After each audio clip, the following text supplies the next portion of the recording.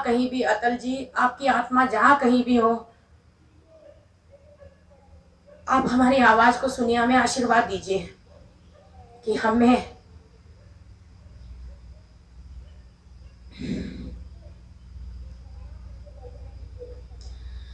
इस भ्रष्टाचार नामक राक्षस से लड़ने की शक्ति दीजिए अटल जी हमें।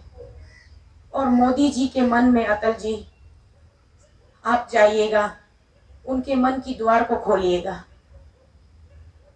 कि क्यों नहीं सुन रहे वो हमें, क्यों क्यों नहीं सुन रहे हमें वो, क्या उनको नहीं सुनना चाहिए? कोई भी पब्लिक नहीं होगा जो कैंडिडेट के घर में जबरदस्ती घुस के बोला होगा कि मुझे इतना पैसा दे दो, मैं आपको सपोर्ट करूंगा, मैं आपको वोट करूंगा। अरुणाचल का कोई पब्लिक नहीं बोला होगा ये बात, लेकिन आप लोग खुद करते हो। कहां कहां से पैसा उठाकर लेके आते हो, मार्केट से उठाते हो, प्राइवेट कंपनियों से उधार लेते हो, कहां कहां से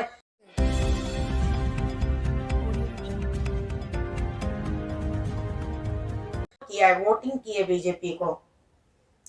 उसके साथ में आपने एक पक्का सबूत दे दिया कि मैं बीजेपी में थी, बीजेपी की मफलर धारण किए हुए, हाथ में झाड़ू लिए हुए मेरी फोटोज आप लोगों ने सोशल मीडिया पे वायरल कर दिया। ये बहुत अच्छी बात है, थैंक यू सो मच। जिस किसी व्यक्ति ने भी मेरे फोटो को ढूंढ के निकाल के वायरल किया होगा। और ऐसे ही मेरे प्रोफाइल पे जाते रहिएगा। यूट्यूब में भी मेरा एक चैनल है तो शीतल ऑफिशियल, वहां भी आपको कुछ वीडियोस मिलेंगे मेरे पुराने दिनों के। और मेरा फेसबुक में तो आपको बहुत ज्यादा ही बहुत सारे वीडियोस मिल जाएंगे, राज्य में रह करके मैं किन मुद्दों पर बात करती थी। आप लोग कहते हो कि मैं पॉलिटिशियन हूँ, पॉलिटिकल बैकग्राउंड से बिलोंग करती हूँ, मैं सोशल वर्क नहीं करती हूँ, तो मैं कैसे सोशल एक्टिविस्ट बन गए, आप लोग ये सवाल पूछते हो। तो जरा मेरे प्रोफाइल पे अच्छा से ध्यान से विजिट कीजिएगा, आपको बहुत सारे ऐसी चीजें मिल जाएंगे जो आपको भी ये मानने पे मजबूर कर देगा कि yes, she is society oriented person. मैं हमेशा राज्य के हित के लिए ही मैं आवाज उठाती रही, भले मैं पैसों से कुछ मदद नहीं कर पाई लोगों की, मैं प्रैक्टिकली नहीं पहुंच पाई कुछ कुछ जगहों पर जहां पर मुझे पहुंचना चाहिए, फिर भी मेरी आवाज वहां तक हमेशा पहुंचती रही। और ये गलत फहमी में आप लोग हमेशा क्यों रहते हो कि मैं पेमा खांडू जी को टारगेट कर रही हूँ। सिर्फ पेमा खांडू जी के सरकार में ही करप्शन हुआ है, ऐसा बिल्कुल हमारे तरफ से नहीं कहा गया है। कोई ऑफिशियल स्टेटमेंट नहीं दिया गया कि सिर्फ और सिर्फ पेमा खांडू के अंदर में लीडरशिप में करप्शन हुआ है। करप्शन तो कई सालों से है। जब नाबम तुकी जी चीफ मिनिस्टर थे तब भी हमने उसके अगेंस्ट में, करप्शन के अगेंस्ट में हमने रैली निकाली थी, हमने वहां पे धरना निकाली थी। हम कितने बार रैली किए अरुणाचल में, टेनिस कोर्ट से लेकर के हम वहां तक गए, आईजी पार्क तक गए, आकाशदीप से लेकर के टेनिस कोर्ट तक गए, आरके मिशन हॉस्पिटल से लेकर के हम राजभवन तक गए, टेनिस कोर्ट से लेकर के हम यहाँ सिद्धार्था हॉल तक भी गए। तो कितनी बार रैलियां की मैंने, चाहे कोई भी रहा हो मुख्यमंत्री के कुर्सी पर, जिसकी भी मुख्यमंत्री काल में जब भी कोई गबन हुआ है, करप्शन हुआ है, तो मैंने हमेशा आवाज उठाया है, चाहे वो किसी भी पार्टी का हो।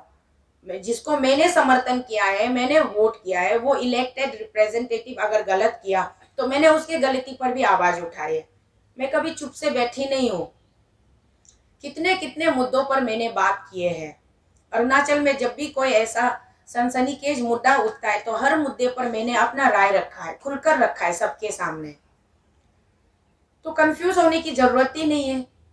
हमने तो बहुत सारे मुख्यमंत्री के ऊपर सवाल उठाए थे, दोरजी खांडू जी के ऊपर भी सवाल उठाए थे, झारबोंग गामलिन जी के ऊपर भी सवाल उठाए थे, नाबम तुकी जी के ऊपर भी सवाल उठाए थे।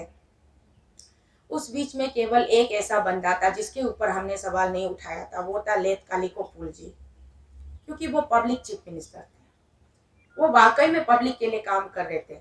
चाहे उसको जितना भी दिन, जितना भी महीना मिला हो राज्य में काम करने के लिए, दुर्भाग्यवश वो बहुत लंबा समय तक नहीं कर पाए, फिर भी 4-6 महीने में उन्होंने वो करिश्मा करके दिखाया जो वाकई एक मुख्यमंत्री को करना चाहिए।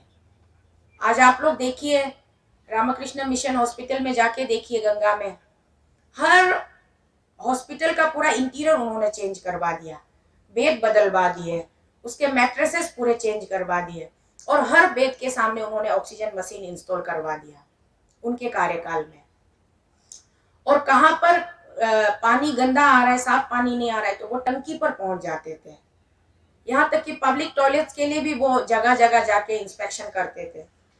तो जहाँ पे कुछ भी, अगर जैसे अभी 2-4 दिन पहले हमारे नाहरलगन मार्केट में इतनी बुरी तरीके से इतना भयंकर भीषण आग लगा, अगर आज के डेट में कालिकोपुर जी जीवित रहते तो वो खुद वहां पहुंच जाते और वो निरीक्षण करते हैं किसका कितना नुकसान हुआ है, कौन क्या हुआ है, वो जांच पड़ताल करते हैं और इंक्वायरी कमेटी बिठा के अभी तक वो सॉल्व कर लेते कि रियली इट वाज एक्सीडेंट और क्या था, वो कुछ साजिश थी, क्या थी, वो पता लगा लेते। लेकिन आज हमारे बीच वो नहीं है और दुर्भाग्यवश वो इस दुनिया से रुखसत हो गए। दुनिया से रुखसत किस लिए हुए? वो 7 पन्नों का उन्होंने अपना एक सुसाइडल नोट लिखा। उस किताब को उन्होंने नाम दिया मेरे विचार। उस मेरे विचार में पन्ना 1 से लेके पन्ना 7 तक आप लोग अगर वक्त मिले तो फुर्सत से कभी आराम से पढ़िएगा। माँ कसम, अगर आपके आंखों में आंसू ना आ जाए, एक भी ऐसा बंदा नहीं होगा, क्योंकि उन्होंने अपने मन से, वो भी बहुत अच्छी तरह स्पष्ट हिंदी अक्षर में लिखा उन्होंने। उसका अभी ट्रांसलेटेड इंग्लिश वर्जन जरूर अवेलेबल है मार्केट में, लेकिन जो ओरिजिनल कॉपी थी वो उन्होंने हिंदी में लिखा और हर एक शब्द इतने साफ सुथरे, एक एक शब्द उन्होंने क्लियरली लिखा कि करप्शन कैसा चल रहा है अरुणाचल में। लोग एमएलए जीतने के बाद गांव में सड़क लाना, ये उनका वो नहीं रहता है, विजन नहीं रहता है। उनका विजन ये रहता है कि अगर हम एक स्कीम डालता है एक गांव के लिए, एक सड़क की, चाहे वो प्रधानमंत्री ग्राम सड़क योजना हो या एनईसी का रोड हो या चाहे कोई भी स्कीम का रोड हो, उस सड़क के ऊपर में भारत सरकार आपको कितना फंड भेज रहा है। अगर 12 करोड़ की सड़क है तो उसमें कोशिश ये रहती उस एमएलए की कि 2 करोड़ में काम निपट जाए, 10 करोड़ में समेट लूं। भारत सरकार जितनी भी योजनाएं भेजते, इंदिरा आवास योजना पहले था, अभी प्रधानमंत्री आवास योजना बन गए, तो कितने लोगों को गांव में बीपीएल को, मतलब असल बीपीएल को अभी तक पीएमएवाई का घर मिला है? कितने लोगों को? क्योंकि वो सारे पैसे हमारे एमएलए खा जाते हैं। जितने भी एमएलए हम बनाते हैं, एक व्यापार बना के रखा है अरुणाचल को। मतलब डेवलपमेंट तो आपको करना नहीं है इलेक्शन के टाइम। और मैंने देखा है ये इनका, मेरा एक भाई है Deepak Charu, all Arunachal contractor welfare association का प्रेसिडेंट है। उसने बहुत अच्छा बात बोला है दीपक भाई ने, कि लोग कहता है कि एमएलए करप्शन क्यों नहीं करेगा जब पब्लिक इतना पैसा मांगता है। एक भी कंस्टिट्यूएंसी से एक एमएलए खड़ा होके ऑफिशियली स्टेटमेंट दीजिएगा कि किसी पब्लिक ने आपसे पैसा डिमांड किया हो। जहां तक मैं जानती हूँ कोई भी पब्लिक पैसा डिमांड नहीं करता है। पैसा आपका वर्कर बंडल बंडल लेके पब्लिक के घर घर पहुंच जाता है और जबरदस्ती करते हो कि ये पैसा रख लो रख लो रख लो और मुझे वोट दो, मेरे कैंडिडेट को सपोर्ट करो। ये तो आप लोग करते हो ना। कोई भी पब्लिक नहीं होगा जो कैंडिडेट के घर में जबरदस्ती घुस के बोला होगा कि मुझे इतना पैसा दे दो, मैं आपको सपोर्ट करूंगा, मैं आपको वोट करूंगा। अरुणाचल का कोई पब्लिक नहीं बोला होगा ये बात, लेकिन आप लोग खुद करते हो। कहां कहां से पैसा उठाकर लेके आते हो, मार्केट से उठाते हो, प्राइवेट कंपनियों से उधार लेते हो, कहां कहां से दिल्ली कलकत्ता बेंगलोर से पैसा उठा के लेके आते हो और इलेक्शन के टाइम आप लोग जबरदस्ती करते हो। जो व्यक्ति पैसा नहीं लेगा बोलता है तो उसको बोलता है कि उसका वोटर इलेक्शन आईडी कार्ड छीन लेता है और उसको धमकी दिया जाता है कि तुम मेरा पैसा नहीं लेगा ना, तुमको वोटिंग का दिन में घर से निकलने नहीं देगा। उसको हाउस अरेस्ट कर देता है। अब पैसा लो तो भी प्रॉब्लम, पैसा नहीं लो तो भी प्रॉब्लम। तो ये सिचुएशन कौन क्रिएट करता है? बोलता है कि मदर ऑफ करप्शन जो इलेक्शन के टाइम पैसा लेने से शुरू होता है। तो मदर ऑफ करप्शन को क्रिएट कौन करता है? वही लोग करता है जो लोग, जिसका मेंटेलिटी पहले से सेट है कि मैं करप्शन करूंगा और मुझे करप्शन करने के लिए मुझे आज के डेट में, यहां देखिए दिल्ली में, दिल्ली का एग्जांपल ले लीजिए। एक कंस्टिट्यूएंसी में दिल्ली में जहां तक मुझे मेरे रिपोर्ट के हिसाब से 10 लाख 15 लाख का अंदर में एमएलए जीत जाता है, क्योंकि मोबिलाइजेशन करने के लिए पैसा चाहिए होता है, फ्लैग्स बनाने के लिए, प्ले कार्ड्स बनाने के लिए, अपना जो एक मिशन डॉक्यूमेंट्स होता है, मिशन डॉक्यूमेंट्स प्रिंट करने के लिए, उसके लिए पैसा लगता है। पब्लिक को बांटने के लिए पैसा नहीं लगता है। और हमारे वहां एक कॉन्स्टिट्यूएंसी में आज के डेट में तो 50 करोड़ तो कुछ भी नहीं है, 100 करोड़ तक पहुंच जाता है एक एमएलए सीट जीतने के लिए। अच्छा, जो बंदा 100 करोड़ अपने घर से निकाल के पब्लिक को बांट रहा है, उस बंदे से हम कैसे उम्मीद कर सकते कि वो जीतने के बाद में वो हमारे हित के लिए काम करेगा, वो डेवलपमेंटल काम करेगा? तो सोचने वाली बात है ना। और ये कब से शुरू हुआ? जब हमारे आदरणीय पूर्व मुख्यमंत्री लेट दोरजी खांडू जी थे, उनके दिनों से ये मनी कल्चर शुरू हुआ है। उससे पहले गेगोंग अपांग जी के दिनों में, मुकुट मिती जी के दिनों में पैसों का कल्चर नहीं था। तोमो रिबा जी थे, पीके तंगोन जी थे, गेगोंग अपांग जी थे। गेगोंग अपांग जी ने 23 इयर्स चलाया है। उनके दिनों में हम बचपन में देखते थे, गांव के जो गांव बुरास होते हैं ना, गांव बुरास को टॉर्च लाइट एक दे देते थे और बुरी माताओं को एक पैकेट नमक दे देते थे। तो चलो, उसमें भी हमारे जनता खुश होते थे कि हमारे जनता को इस बात का अवेयरनेस नहीं था, कि जानकारी नहीं थी कि हमें मतलब पैसा डिमांड करना है, ऐसा कुछ, और जरूरत भी नहीं थी। अरुणाचल एक ट्राइबल स्टेट है और बिल्कुल जंगल पहाड़ी इलाका है, तो वहां पे सड़क लाने में और स्कूलें बनवाने में, कॉलेज बनवाने में पुराने दिनों के नेताओं ने, लीडर ने थोड़ा बहुत भी काम किया है। आज के दिनों के लीडर क्या कर रहे हैं? जो पुराना इस्टेब्लिशमेंट है, जो पुराना अपना गवर्नमेंट का प्रॉपर्टी है, चाहे वो स्कूल हो, अस्पताल हो, उसकी रिनोवेशन भी नहीं करवा रहे आज के दिनों के। तो नया बनाना तो बहुत दूर का बात हो गया। जो अपना पास है उसी का भी मेंटेनेंस नहीं है, तो नया कहां से बनेगा? और बनेगा भी तो कैसे बनेगा भाई? आपने 40 करोड़ जो इलेक्शन में फेंक के आया है, तो वो 40 करोड़ आप कहां से निकालोगे? वो 40 करोड़ निकालने के लिए तो हमको इतने सारे बुक्स प्रिंट करने दिए। ये है आपका कारनामा। ये जो हम सबूत लेके बैठे हैं, यही है उस 40 करोड़ को रिकवर करने के चक्कर में आप लोगों ने जितना घपलाबाजी किया है, तो यहाँ पड़ा हुआ है। अब हम अरुणाचल की जनता खुद कह रहे हैं कि हमें नहीं चाहिए ये जो ट्रेंड आपने सेट किया हुआ है, ये जो कल्चर, एक प्रैक्टिस जो आपने डेवलप करके रखी हुई है, उससे हम ऊब चुके हैं। हमें नहीं चाहिए। हमें सचमुच का अच्छा नेता चाहिए जो अच्छा काम करे, करप्शन की तरफ ना जाए। आप पहले से मन में बना के बैठ जाते हो कि मैं इलेक्शन में 20 करोड़ खर्चा करूंगा या मैं इलेक्शन में 50 करोड़ खर्चा करूंगा और 5 साल के अंदर में मैं उसका बाय डबल में बेनिफिट निकाल लूंगा। तो बाय डबल बेनिफिट कहां से निकलेगा? जब हमारे हिस्से की योजनाओं को आप लोग कत्ल करोगे, उस पर गबन करोगे, तभी तो निकलेगा।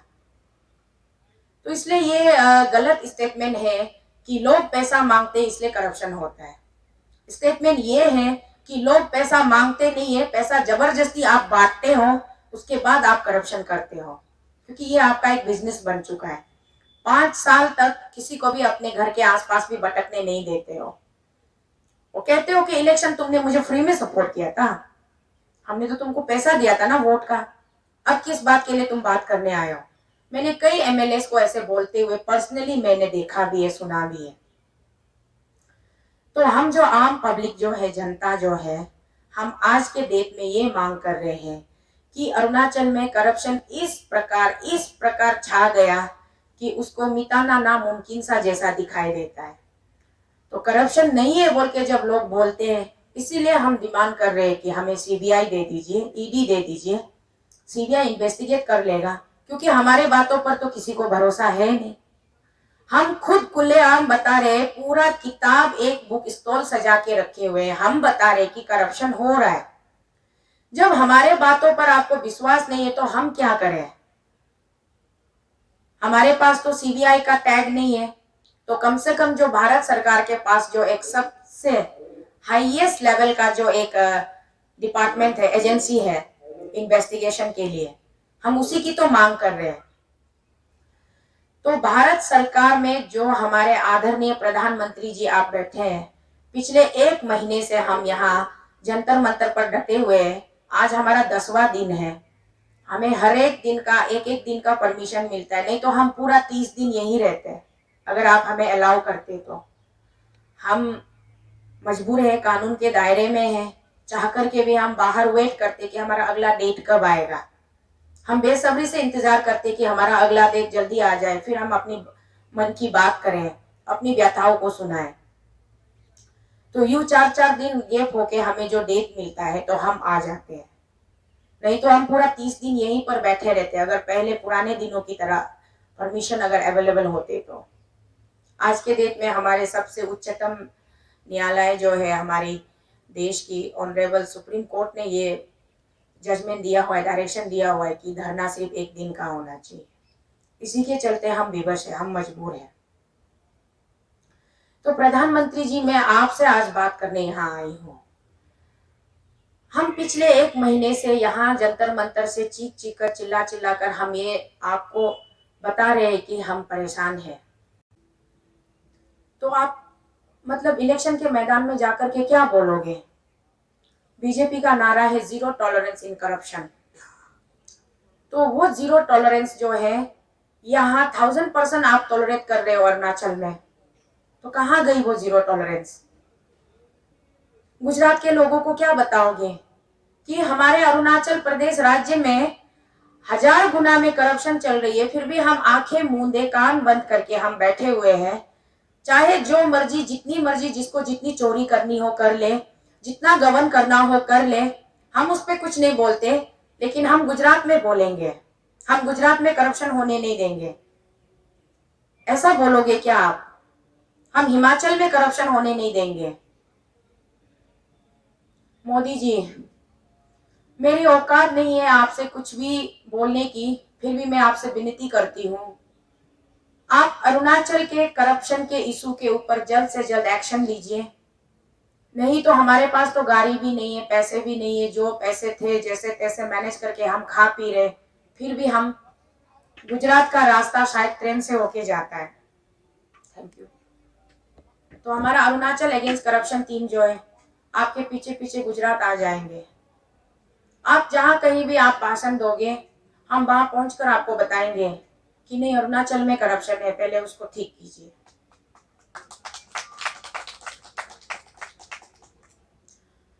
और गुजरात के जितने भी हमारे माता पिता होंगे उन सबसे भी हाथ जोड़कर हम विनती करेंगे कि वो हमारी आवाज में अपनी आवाज को हमारे साथ मिलाए और हमारी आवाज बनकर आपसे बात करें। नहीं चाहिए हमें करप्शन, हम ऊब चुके हैं। इलेक्शन में हमें पैसे भी नहीं चाहिए। कोई भी कैंडिडेट आने वाले दिनों में इलेक्शन में आप लोग प्लीज पैसे लेकर पब्लिक के घर में मत जाइए। नहीं चाहिए आप लोगों का पैसा। जबरदस्ती पैसा थमा देते हो, जबरदस्ती दारू पिलाते हो, जबरदस्ती मीट खिलाते हो, मिथुन काट काट कर मिथुन का पेट खिलाते हो, उसके बाद बोलते हो कि तुम लोगों ने पैसा लिया है तो हम करप्शन क्यों ना करें। ये मतलब लॉजिकली इसमें आप लोगों को कितना सही लगता है? सब कुछ आप मनमानी कर रहे हो, सब कुछ आप जबरदस्ती करते हो, उसके बाद आप फिर सीना तान कर बोलते हो कि तुम लोगों को मैंने पैसा दिया हुआ है। तो इस कल्चर को बंद करना है, इस प्रैक्टिस को बंद करना है। मोदी जी, अगर आपने आज के डेट में इस करप्शन के ऊपर सीरियस अगर आपने संज्ञान लिया, अगर आपने एक्शन लिया, तो आप हमें गुजरात बुलाइए। आप चाय बनाने के लिए बुलाइए, चाय परोसने के लिए बुलाइए, पानी सर्व करने के लिए बुलाइए। हमने पहले भी आपसे कहा है, आप एक बार हमारे राज्य में सीबीआई भेज दीजिए, ईडी भेज दीजिए, उसके बाद आप हमसे जो कहेंगे, जैसे चाहेंगे, हम आपके कदमों में अपने आप को हम समर्पण कर देंगे। हमें बागी मत बनाइए, हम बागी बनना नहीं चाहते, हम आपके साथ रहना चाहते हैं। हमें मजबूर मत कीजिए, हमारे पास कोई विकल्प नहीं रहा अब।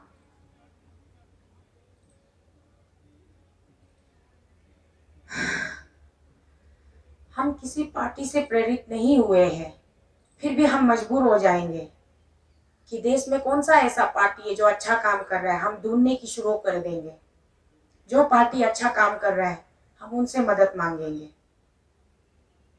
हम नहीं चाहते कि हम आपके पार्टी से अलग हो जाए, हम रहना चाहते हैं आपके पार्टी में। दिल से बोल रही हूं मैं।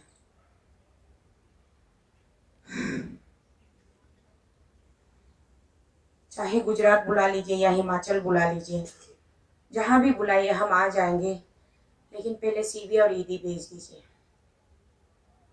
सिर्फ एक हस्ताक्षर की तो बात है, 2 सेंटेंस का ऑर्डर होगा कि सीबीआई डिपार्टमेंट और ईडी डिपार्टमेंट आप लोग अरुणाचल जाइए, काम पे लग जाइए, छानबीन शुरू कीजिए।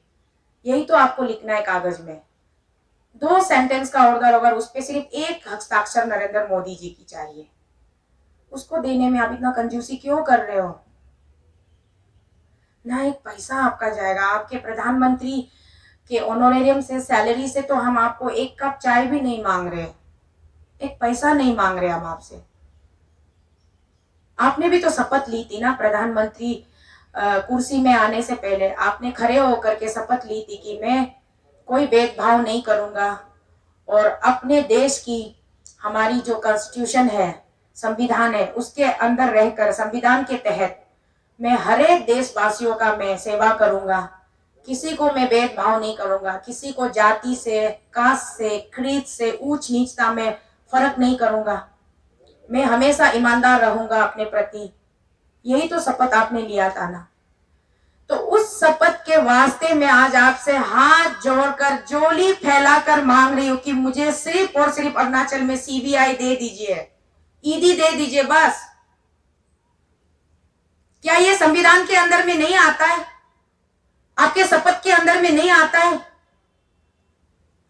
अगर आपके शपथ के अंदर में आता है, अगर संविधान के अंदर में आता है, तो हमें हक है आपसे मांगने का, और हम हक से मांग रहे हैं, हमें दे दीजिए प्लीज।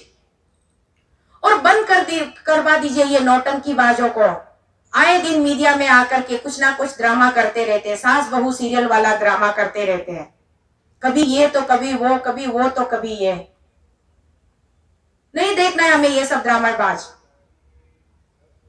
और दूर दूर तक मुझे खबर आ रही है, अरुणाचल प्रदेश में जो हमारा जो अभी नया हवाई अड्डा बना है, हवाई अड्डे पे प्रधानमंत्री जी का कार्यक्रम है उद्घाटन के लिए। प्रधानमंत्री जी, हम यहाँ दिल्ली में आपके द्वार के 30 कदम दूरी पर संसद मार्ग में, यहाँ जंतर मंतर में हम बैठकर आपसे बोल रहे कि एक बार हमसे मुलाकात कर लीजिए, एक बार हमारी हालचाल पूछ लीजिए। आपके पास यहाँ हमको वक्त देने के लिए 5 मिनट नहीं है, लेकिन आप अरुणाचल जाने के लिए आपके पास वक्त है हवाई अड्डे का उद्घाटन के लिए। शौक से जाइए। आपने अभी तक अपना कोई ऑफिशियल डेट सार्वजनिक नहीं किया है कि किस डेट पे आप जा रहे हो, लेकिन आपकी इस बेटी की एक बात आप यहाँ साफ लफ्जों पे सुन लीजिए। अगर आप अरुणाचल उद्घाटन के लिए जा रहे हो तो उद्घाटन तो आप करेंगे ही, बड़ी खुशी की बात है, और हम चाहते भी कि उद्घाटन हो जाए। उद्घाटन से पहले आपको वहां, यहाँ हम जुम्मा 30-50 लोग बैठकर आपके सामने रो रहे हैं, वहां पर आपके स्वागत के लिए 2.5 लाख लोग खड़े होंगे हवाई अड्डे के रास्ते पर आपसे मिलने के लिए, आपको मेमोरेंडम देने के लिए। अरुणाचल के आम जनता, आम पब्लिक, पहले आप उनसे, अपने लोगों से आप निपटिएगा, अपने लोगों को जवाब दीजिएगा कि आप क्यों नहीं सुन रहे हो हमें, अरुणाचल अगेंस्ट करप्शन को। क्यों वक्त नहीं है आपके पास यहाँ जंतर मंतर में 5 मिनट हमारे साथ? या तो आप खुद चल के आते, या फिर हमें बुला लेते आपके आवास में। कहीं भी अटल जी, आपकी आत्मा जहां कहीं भी हो, आप हमारी आवाज को सुनिए, हमें आशीर्वाद दीजिए कि हमें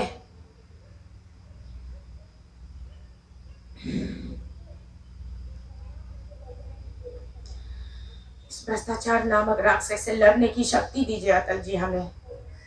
और मोदी जी के मन में अटल जी आप जाइएगा, उनके मन की द्वार को खोलिएगा कि क्यों नहीं सुन रहे वो हमें, क्यों नहीं सुन रहे हमें वो? क्या उनको नहीं सुनना चाहिए? हम ऐसा कौन सा गलत चीज मांग कर रहे हैं? अटल जी और सुषमा जी, आप दोनों जहाँ कहीं भी हो, मोदी जी के सपनों में जाइएगा, या फिर थोड़ा सा के लिए 2 सेकंड के लिए होने से भी उनको यह एहसास दिलाइएगा कि आपके देश के नागरिक खुश नहीं है, आपके देश के वासी रो रहे हैं। आंसू पोंछने के लिए एक रुमाल का टुकड़ा ही सही हमारे ऊपर फेंक दे। आप हमें लिख कर दे दीजिएगा कि आप सीबीआई भेज रहे हैं। अगर भेज रहे हैं तो ऑर्डर दे दीजिएगा, और अगर नहीं भेज रहे हैं तो क्यों नहीं भेज रहे, ये भी हमें लिखित में दे दीजिएगा। हम आपसे जवाब तो लेकर ही जाएंगे, बिना जवाब के हम यहाँ से लौटेंगे नहीं। हमको जवाब चाहिए आपसे, हमको